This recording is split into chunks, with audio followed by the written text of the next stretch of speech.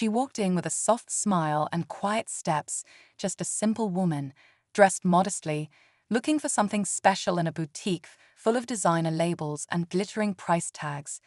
But the moment she stepped through the door, she felt it. The stares, the whispering, the staff's cold glance that sized her up in seconds and decided she wasn't worth their time.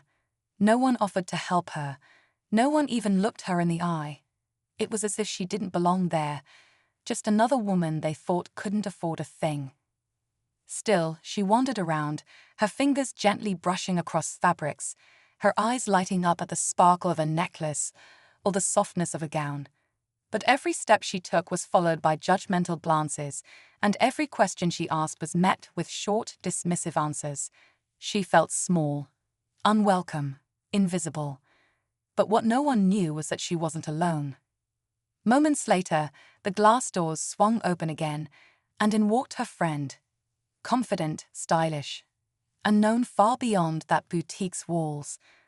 A billionaire with a sharp eye and a heart that never forgot where she came from. She saw what was happening in seconds. She saw her friend, embarrassed, brushed off, standing among the racks like she didn't matter. She didn't raise her voice. She didn't argue. She simply smiled, turned to the staff, and said 7 words that stopped everyone in their tracks. "We'll take everything in the store, please." But that was only the beginning, because what happened next turned heads far beyond that boutique and left everyone asking, who really holds the power when kindness meets wealth? The boutique fell silent. All eyes turned toward the woman who had just spoken, her presence commanding yet calm.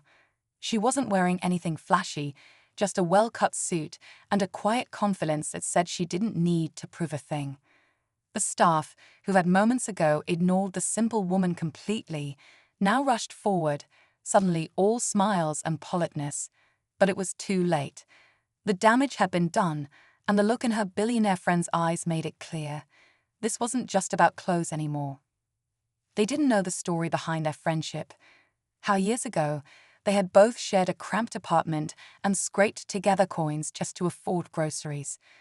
One went on to build a life most could only dream of, running tech companies, investing in luxury real estate, making headlines. The other chose a quieter path, volunteering, teaching, staying away from the spotlight. But they'd always stayed close, always had each other's back. And now, here they were, standing in a store where worth was measured by appearance, and kindness had been replaced with assumption. As assistants scrambled to fold gowns and bring out shoes, whispers began circling the boutique. Who was she? Why did she buy everything? Was it revenge? A publicity stunt? The truth was far simpler and more powerful. But no one asked the right questions. They were too busy calculating the cost of what had just happened. The billionaire didn't gloat. She didn't boast. She walked beside her friend, letting her choose what she liked, ignoring the shocked expressions around them. But the tension hadn't disappeared. If anything, it had only shifted, because sometimes what people think is just a shopping trip is actually something much bigger. And what this boutique didn't know was that the real lesson hadn't even started yet. As the staff scurried around with forced smiles, the boutique's manager finally stepped out from the back office, clearly alerted by the sudden buzz. She was polished, sharp-eyed, and visibly annoyed that she hadn't been called earlier. But the moment she recognized the billionaire customer, her entire demeanor changed. Her tone softened, her posture straightened, and she hurried over, trying to smooth over the situation like nothing had happened. "We're so sorry for the misunderstanding," she said with a practiced smile. "There must have been some confusion." But it wasn't confusion, it was judgment. Assumption. The kind that happens every day in high-end places like this, where wealth is expected to look a certain way. And even though the billionaire didn't say it out loud, her silence spoke volumes. She wasn't just buying clothes, she was making a statement. And the boutique, once so confident in who belonged and who didn't, was beginning to feel a shift. Meanwhile, across the room, a younger employee stood frozen. She'd seen everything from the moment the simple woman walked in. She'd wanted to help, had even started toward her, but was stopped by a supervisor's quick glance. Don't waste time, she'd been told. And now, watching her colleagues scramble to undo what they'd done, guilt started gnawing at her. The simple woman, still quiet, picked out only a few things. She wasn't interested in revenge. She never was. But there was a heaviness in her chest, a mix of sadness and clarity. This wasn't about being treated like royalty. It was about being seen. And in that moment, she realized how many people probably walked into this place and left feeling small. And yet, even as the clothes piled up and credit cards were swiped, one question hung in the air like perfume. What happens when kindness is mistaken for weakness, and someone finally decides to respond? The boutique was no longer calm. Behind the polished walls and golden shelves, a storm of quiet tension was brewing. The billionaire's assistant was now overseeing the packaging of bags, shoes, dresses, everything the boutique had to offer. The staff, once so dismissive, were now sweating under the pressure, trying to stay composed, their cheerful tones sounding forced. But the billionaire said nothing. She let their discomfort speak for itself. The simple woman, still holding just a few chosen items, looked around at the chaos she never asked for. Part of her wanted to walk out, but part of her needed to stay, not for herself, but for every person who'd ever been treated like they didn't belong. Every stare she got earlier was still fresh in her mind. Every cold response. She had felt judged before she even spoke a word. Now she was being watched with a different kind of interest. Not respect, just confusion. Like the staff still couldn't understand how someone who looked so ordinary could matter so much. In the corner, the young employee who had hesitated earlier finally stepped forward. Her voice was small, but honest. "I wanted to help you earlier. I'm sorry I didn't." Her words cut through the noise. For a brief second, the billionaire looked at her, not with anger, but with curiosity. She didn't respond, not yet. Outside, a small crowd had started to gather. Word had gotten out. A billionaire had bought an entire boutique after her friend was mistreated. Phones were out, cameras flashing. The boutique's reputation, once untouchable, was now at the center of gossip and speculation. What started as a quiet act of loyalty had become a public spectacle. Inside, everyone waited. What would she say? What would she do next? The silence before the storm was louder than ever. Just as the tension reached its peak, the boutique doors opened once more, this time not with elegance, but with urgency. A sharply dressed man stepped in, holding a sleek tablet and moving with purpose. He was from the parent company's head office, the regional manager. Someone who didn't show up unless something serious had gone wrong. And clearly, word of the incident had traveled fast, faster than anyone inside the boutique expected. He didn't greet the staff. He didn't acknowledge the customers. He went straight to the billionaire and offered a quiet apology, not for the inconvenience, but for the treatment her friend had received. It was subtle, but the shift in power was now complete. This wasn't just about money anymore. It was about reputation, damage control, and the man knew it. But then came the second twist, one no one saw coming. The billionaire stepped aside and motioned to her friend. "She doesn't want your apology. She wants to speak." The simple woman, who had barely said a word this entire time, looked stunned, but she stepped forward, slowly, calmly, and then in a steady voice, she said something that caught even her friend off guard. "I own 30% of your parent company." Silence, absolute silence.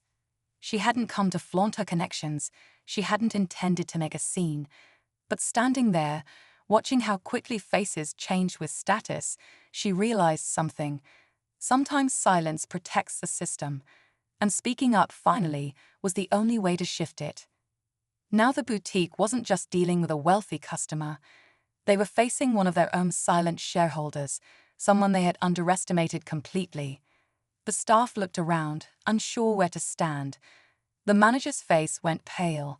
The regional director's smile faltered. And just like that, the story wasn't just about loyalty anymore.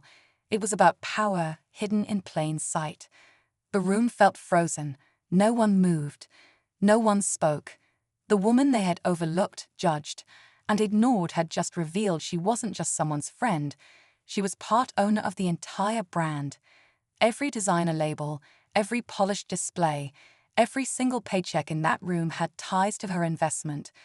And suddenly, everyone was scrambling to make sense of what had just happened. The manager stuttered out a weak apology, trying to salvage her position. The staff, eyes wide, exchanged panicked glances. And the regional director, once so confident, now stood quietly, understanding the gravity of the moment. But the woman didn't raise her voice. She didn't humiliate anyone. She simply said, "You judged me by my clothes, not by my character. And this place reflects that." Then she turned to her billionaire friend, who gave the smallest, proudest smile. Together, they walked toward the exit, leaving behind silence and shame. But before they could reach the door, the young employee, the only one who tried to help, stepped forward again. "Please don't shut this place down," she said softly. "Some of us are trying to do better." The woman paused, looked at her, and instead of replying right away, she pulled out a small envelope and handed it to the regional director. "This isn't a complaint," she said. "It's a proposal. A new direction, starting with how we treat people, not just how we sell to them." He opened the envelope. Inside was a plan, one she'd been quietly working on for months, focused on training, ethics, and dignity. Her silence today hadn't been weakness. It had been strategy. And just when it felt like the story was over, she turned back one last time and smiled gently. "Oh, and one more thing," she said. "I'm opening my own boutique across the street." The crowd gasped. Because sometimes the best revenge is a better standard. The doors closed behind them, and the chatter inside slowly faded into a hushed murmur of disbelief. Word of the new boutique spread faster than the scandal ever could. Across the street, construction signs were already in place. The simple woman's boutique would be different, built on respect, inclusion, and heart. No customer would be judged by their appearance. No employee would be trained to look down on anyone. It wouldn't just be a store, it would be a message. Back inside the old boutique, things started to shift. The young employee who had spoken up was later promoted, assigned to lead a new diversity initiative sparked by the proposal. The regional director, humbled by the experience, began rolling out policy changes across other branches. And the manager? She was quietly replaced. No big announcement, just a quiet shift that said everything. The billionaire never spoke to the press. She didn't need to. The headlines spoke for themselves. Silent partner sparks major retail shakeup, and simple woman turns tables on boutique snobbery. But the real story wasn't about revenge or drama. It was about seeing people, about remembering that kindness and quiet strength can carry more power than status or wealth ever could. Weeks later, on opening day, the new boutique welcomed its first customers. No red carpet, no paparazzi, just warm lights, open doors, and a team that treated everyone like they mattered. The simple woman stood near the back, smiling as people walked in, some unaware of who she was, others fully knowing. And that was the beauty of it. She hadn't needed to prove anything. She just needed to show what could be done when respect leads the way. And in a world full of labels, she reminded everyone that true worth isn't worn, it's shown.